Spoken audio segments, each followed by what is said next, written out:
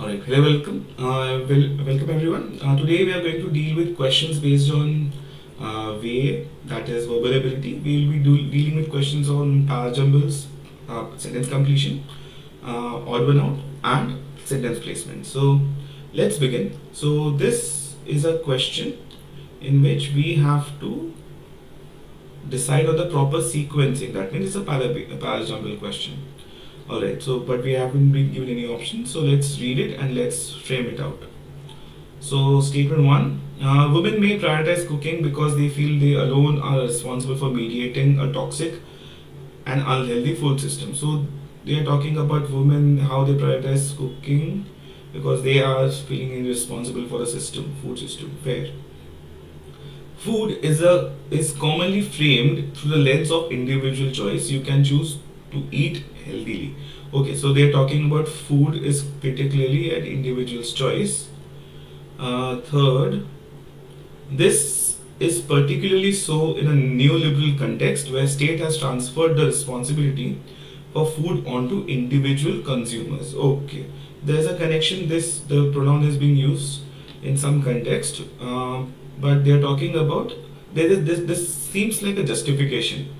Like this is particularly so kind of a justification for some sentence where the state has transferred the responsibility to individual consumers. Fair.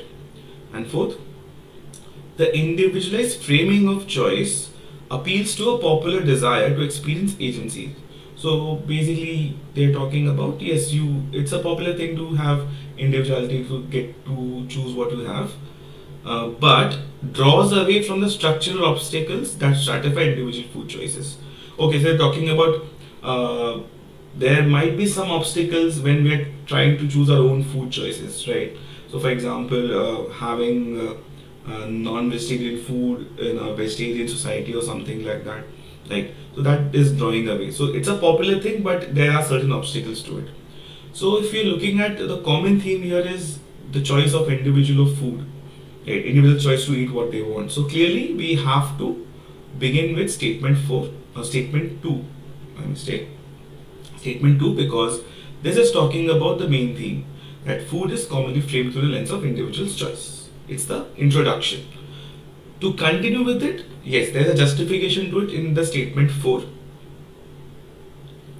Right. So this analyzes the whole thing that how that it is okay that it's a popular thing, but it may have certain obstacles as well. Right.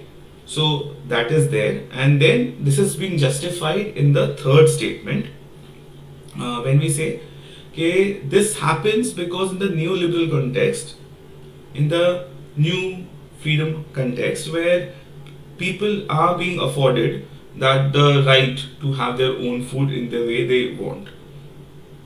Right. So kind of we can continue with 3 and eventually we'll end up with 1 because this clearly seems to be an example of how women in this particular sense it takes the individual responsibility for making cooking. So there we have it. So the sequence should be 2 4 3 1. So it started off with a general theme about food and individual choice, and then it continued with the explanation. Then justified justified it by telling how the state has transferred the responsibility of food into individual customers, and then we end up with an example. Right. So there we have it. So I hope this was clear. Let's look at the next question. Here we have been given 4 alternative summaries. Choose the best option that captures the essence of the passage. Okay, this is a para summary question. So let's read the passage. There's a common idea that museum artworks are somehow timeless objects, available to admire for generations to come. Okay, artworks are timeless, that we need to admire. But many are objects of decay. Okay, there are things that go bad, they are quite going bad. Even the most venerable old master paintings don't escape. Pigments, color, discolor, varnishes crack, canvases wrap. So they're giving an example of how even very good paintings, most respected paintings. Venerable means very respectful. They are they are decaying, right? They are going bad. This challenging fact of the art world life is down to something that sounds more like a thread from morality tale, inherent vice. Alright. Damien Hirst's iconic shark floating in a tank entitled The Physical Impossibility of Death in the Mind of Someone Living is a work that put a spotlight on inherent vice. When he made it in 91, Hirst got himself in a pickle by not using the right kind of pickle to preserve the giant fish. The result was that the shark began to decompose quite quickly, its preserving liquid clouding, the skin wrinkling, and an unpleasant smell wafting from the tank. Right. So clearly we can see from the passage, it's talking about that how art is basically decaying, even if it's venerable or respected, right? So the basic context is that there is inherent vice. Now, what could inherent vice means? So it could mean something which is related to any kind of material flaws.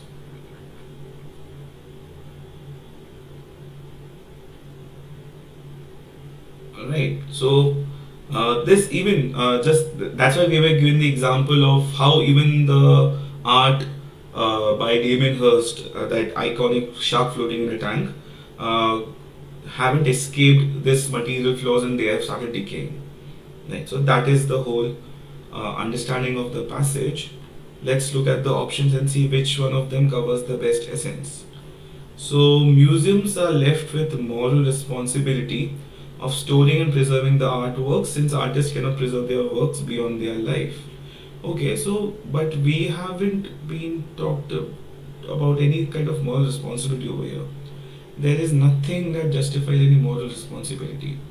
So this seems odd, but we'll not eliminate it right now. We'll eliminate it at the end. Let's look at B. Artworks may not last forever. Fair enough. They may deteriorate over time, alright, and the challenge is to slow down their degeneration. Is there a challenge? Yes, because that's the point. Because many of them are objects of decay, right? So it's there. We can say this could be it, but let's look at the other options as well. The roles of museum has evolved to ensure that artworks are preserved forever in addition to guarding and displaying them. We don't know the responsibility to be particularly there. We do not know anything about the evolving role of museum and arts. It's just that they are there to show the artwork, but do they have the responsibility to protect it? Yes, they have a challenge, right? It's a challenging thing in the art world to preserve them. But is it their way? It is their duty to preserve it forever. That is a questionable thing. So this might not be it. And D, museums have to guard timeless art treasures from intrinsic defects such as deterioration of paint, polish, and canvas. So clearly, this is an example point, and we can see it talks about the paint, polish, and everything, but it does not tell about the core theme, which was clearly mentioned over here. That was inherent vice. So it does not cover the entirety of the passage. So we can clearly eliminate D. We can eliminate C because it's not the duty of the museum as such to preserve the art forever. It may be implied, but we are not having a question about what can we infer. We have to choose the answer, that is summarizing the passage at best. So this is eliminated and this is out of context. Nothing has been talked about the museums having to have a moral responsibility. So clearly A is gone. The answer should be B. Right, I hope this is clear. Right, so make sure whenever you're looking at summaries, so it has to reflect the central idea. In this case, it was inherent vice. Right, you cannot be too narrow or in this case moralistic kind of a thing. Right, that does not work. It cannot be even speculative that this should be done challenging. We are not trying to infer. We are just trying to summarize the whole thing. All right. Now let's look at the next question. Okay, we have a sentence that we have to put it in one of these blanks that would make sense. Alright, let's look at the sentence first. This was years in the making but fast tracked during the pandemic when people started being more mindful about their food, he explained. So clearly, this statement is explaining something. Whenever you are getting explanation, usually it does not start with the passage, but yeah, let's look at the paragraph. For millennia, ghee has been a venerated staple of the subcontinental diet, but it fell out of favor a few decades ago when saturated fats were largely considered to be unhealthy. Fair. But more recently, as the thinking around the saturated fats is shifting globally, Indians are finding their own way back to this ingredient that is so integral to their cuisine. For Karmarkar, a renewed interest in ghee is emblematic or symbolic of a return to basics movement in India. This movement is also part of an overall trend towards slow food. In keeping with the movement's philosophy, ghee can be produced locally, even at home, and has inextricable cultural ties, which something which cannot be dissociated, separated, something which is in us. Alright, so at a basic level, ghee is a type of clarified butter believed to have originated in India as a way to preserve butter from going rancid, that means bad, in the hot climate. Fair. So they're talking about how initially ghee fell out of favor and now it's making a comeback, and the kind of thing now it is taken a shape that's coming back to India, and how slow food production is there and what is eventually ghee. Right. So when we look at it, this statement talks about this was years in making but fast tracked during the pandemic. So what was that? We can clearly see that it will be talking about the return to basics movement in India, right? Because now they're re-talking about how to reutilize ghee.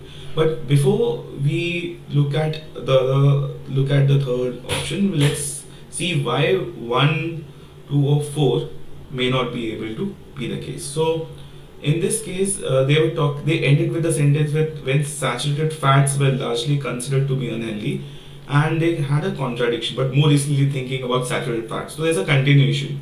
So if we put the statement here, it would displace, it would break the logical flow, right? So this we cannot put the statement over here, right? Let's look at the second one. Indians are finding their own way back to this ingredient that is so integral to their cuisine. For Karmarkar, a renewed interest in ghee is emblematic of a return to basis. So this also could be taken, but this actually intervenes the explanation that of Karmarkar, that why Indians, as particularly Karmarkar, is coming across telling about the renewed interest in ghee. Right. So if we put the statement here, we will be breaking, because clearly we know this guy is Karmarkar, and here it is given he explained. So he cannot come before obviously Karmarkar. So yeah, second goes away. We can put it in the third, but why can't we put it in the fourth? Let's look at that as well. In keeping with the movement's philosophy, ghee can be produced locally and has inextricable cultural ties. So they're talking about cultural ties, and they started explaining about at the basic level, ghee is a type of clarified butter. Right. So it's too late, because then they're talking about that people are have started being more mindful about their food. After that, to use that, after telling that okay, it is ghee is related to cultural taste, and if we put it here, it will become too late to explain this, right? So fourth option should also be eliminated, and therefore option 3. Just for the sake of it, let's read it together and see whether it makes sense or not, right? So for Karmarkar, a renewed interest in ghee is emblematic of a return to basics movement in India. This was years in making, but fast tracked during the pandemic when people started being more mindful about their food. He explained, this movement is also a part of an overall trend towards slow food. Perfectly makes sense, right? Option 3 is the answer. Right, let's move to the next question. 5 sentences have been given. We have to form a coherent paragraph and identify the odd sentence. Fair. Let's look at the statements first.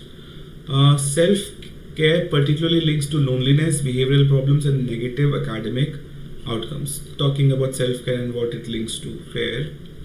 Latchkey children refer to children who routinely return to home from school empty homes and take care of themselves from extended periods of time. We have been defined what is the definition of latchkey children. Fair. Although self-care generally points out to negative outcomes, it is important to consider that the bulk of research has yet to track long-term consequences.